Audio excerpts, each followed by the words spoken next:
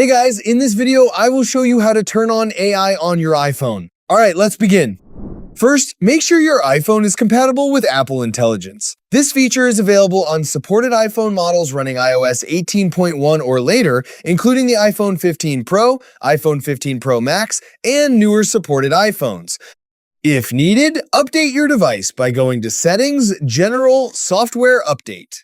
Once your iPhone is updated, open Settings and tap Apple Intelligence and Siri. If Apple Intelligence isn't available yet, you may see a Join Waitlist option. Tap it and wait for Apple to grant access.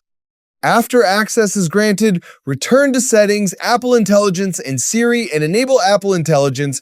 If prompted, connect your iPhone to Wi-Fi and keep it plugged into power while any required files are downloaded. To confirm that Apple Intelligence is active, activate Siri. If you see the new animated Siri border around the screen, Apple Intelligence is turned on and ready to use. So that's basically how you can turn on AI on your iPhone. That's it for this video. Thanks.